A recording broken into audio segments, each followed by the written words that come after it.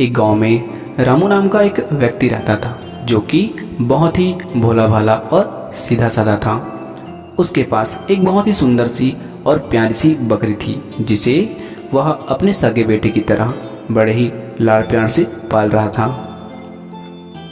बकरी के प्रति उसका स्नेह और लगाव इतना अधिक था कि बकरी जरा से भी उससे दूर होती या उसे कुछ हो जाती तो वह रामू बहुत ही बेचैन और उदास हो जाता था। एक दिन अचानक बकरी की तबीयत बिगड़ गई और वह चारा पानी सब त्याग दी, जिसे देखकर रामू बहुत ही बेचैन और उदास हो गया। रामू को बेचैन और उदास देखकर पड़ोस के एक व्यक्ति ने उसे उसका कारण पूछा। रामू ने सारी बातें साफ साफ अपने पड़ोसी को बता दी। पड़ोसी ने सुनकर बकरी को वैद्यराज के पास ले जाने की सलाह दी। रामू तुरंत ही खड़ा हो गया और अपनी बकरी को कंधे में उठाकर वैद्यराज के पास ले जाने लगा।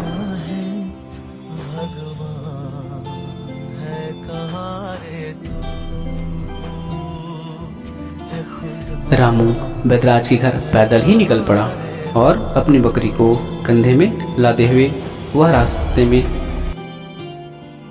अपनी बकरी से बातें करते हुए चलते जा रहा था। इतने में कुछ लुटेरों की नज़र रामू पर पड़ी, जिसके कंधों पर बकरी को देखकर वे योजना बनाने लगे कि वह रामू से उसकी बकरी को छीन लेंगे। लेकिन वे लुटेरे रामू से उसकी बकरी को जबरदस्ती छीनना नहीं चाहते थे। वे कुछ ऐसा करना चाहते थे जिससे कि रामू अपनी बकरी को खुद ही रास्ते में छोड़कर चला जाए। इसके लिए एक लुटेरा रामू के पास जाकर उसे अपनी बकरी के साथ राह चलने की योजना पूछी। रामू ने बकरी के बीमार होने और उसे वैद्यराज के पास ले जाने की सारी बातें उस लुटेरे को साफ साफ बता दी। यह सुनकर वह लुटेरा तुरंत ही अपने साथियों के पास गया और सारी बातें साफ साफ बता दी। लुटेरे का मुखिया अब योजना बनाने लगा कि कैसे वह उस रामू से उसकी बकरी को बिना जबरदस्ती हासिल करे। योजना बनाने के बाद पुनः एक लुटेरा रामू के पास गया और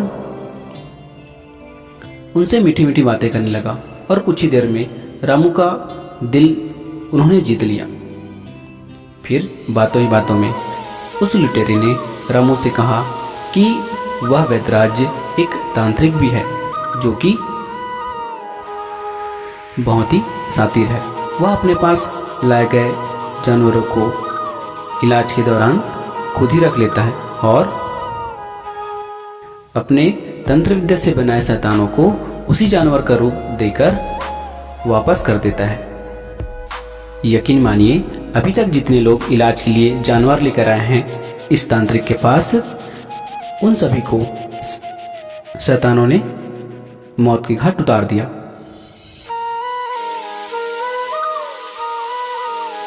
जो कि उन्हीं के जानवरों के रूप में उनके पास इस तांत्रिक ने भेजी थी। अब आगे आपकी मर्जी। उस लुटेरे ने रामू के मन में पूरी तरह से नकारात्मक विचार भरकर वहां से चलता बना। रामू अब सोच में पड़ गया और कंफ्यूज हो गया कि वह अपनी बकरी को इलाज के लिए उस वैद्यराज के पास ले जाए कि नहीं। बकरी की हालत देखकर रामू को रहा नहीं गया और वह वैद्यराज के घर की ओर आगे चलता बना। जैसे तैसे वह वैद्यराज के घर पहुंच भी गया। रामू को अपनी बकरी से इतना ज्यादा लगाव था कि उसकी जरा सी तकलीफ भी उसे देखी नहीं जाती थी। जब वैद्यराज इलाज के लिए बकरी के पेट दबाने लगा तो रामू को यह सब देखा नहीं जा रहा था। तो वैद्यराज ने रामू को आंखें बंद कर लेने की सलाह दी और वैद्यराज इलाज में लग गए।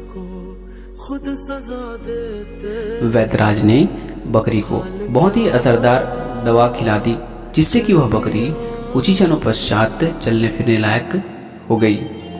रामू यह देखकर बहुत ही खुश हो गया और खुशी खुशी अपनी बकरी को पुनः कंधे में लादकर अपने घर की ओर निकल पड़ा। यह सब नजारा एक लुटेरा छुपकर देख रहा था। योजना अनुसार फिर से एक लुटेरा रामू के पास गया और बोलने लगा कि आप खाली हाथ कैसे जा रहे हैं? जब आप वैद्यराज के पास आए थे तो आपके पास एक सुंदर सी बकरी थी। रामू सुनकर चौंक गया और बोलने लगा, क्या आपको मेरे हाथ खाली नजर आ रहे हैं? लुटेरा बोला, बिल्कुल। रामू हंसते हुए बोला, अच्छा मजाक करते हो। इतने में एक और लुटेरा रामू के पास आया और बोलने लगा, भाई साहब, आपके पास तो एक सुंदर सी बकरी थी, कहाँ छोड़ा उसे? रामू यह सुनते ही डर गया और उन लोगों की बातों को नजरअंदाज करके जल्दी जल्दी आगे बढ़ने लगा। और राह चलते उसे पहले लुटेरे द्वारा बताई गई सारी बातें याद आने लगी।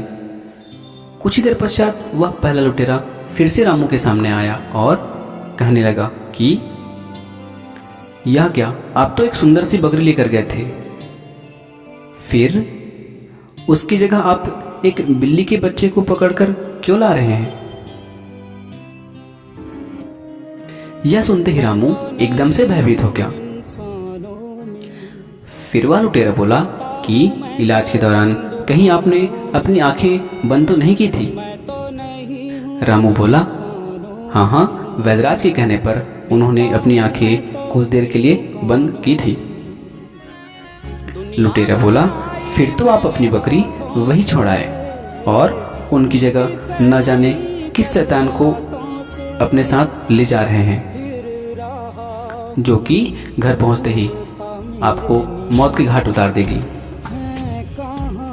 लुटेरे की बात सुनकर रामू पूरी तरह से शंका और डर से घिर गया। वह लुटेरा रामू के मन में शंका और डर के बीच बोकर वहां से चलता बना। रामू अब सोचने लगा कि यह मेरा बकरी नहीं है, बल्कि कोई शैतान है। डर के मारे रामू अपनी प्यारी बकरी को, जिसे वह जान से भी ज्यादा प्यार करता था, वही रास्ते में छोड़ दिया और घर की ओर चला गया। बस क्या था, उन लुटेरों की योजना सफल हो गई और वे उस बकरी पर टूट पड़े और उन्हें ले जाकर बाजार में बेच दिया।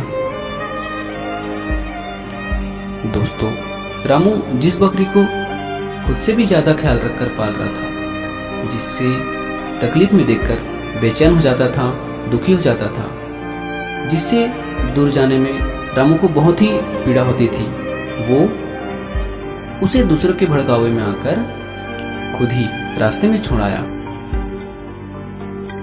इससे तो एक बात साफ है कि रामू अशिक्षित था और अंधविश्वासी भी था। वास्तविक शिक्षा से वह बहुत ही अनजान था, जिसका फायदा उन लुटेरों ने भली भांति ही उठाया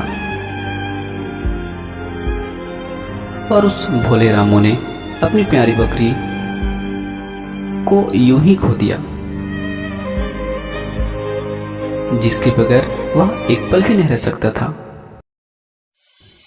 दोस्तों, आम जीवन में शिक्षित लोग भी इस तरह की गलती करते रहते हैं, जिन्हें हम जान से भी ज्यादा प्यार करते हैं, जिनके बगैर हम एक पल भी चैन से नहीं रह पाते, जिन्हें छोड़ना हमारे लिए बहुत ही कष्टदायक होता है।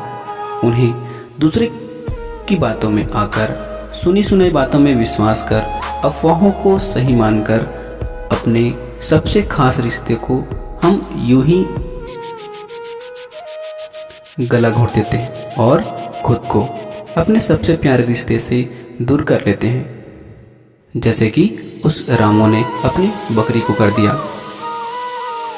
दोस्तों, कान भरने वाले कहीं बाहर नहीं, आपके आसपास ही मिलेंगे, जो आपके खुशहाल जीवन में जहर घोलने हर समय तत्पर रहते हैं। ऐसे लोगों से सावधान रहें और अपने हर एक फैसले सोच विचार कर अपने विवेक और बुद्धि का इस्तेमाल करके लें, ताकि आपके रिश्तों में मिठास और खुशहाली बनी रहे।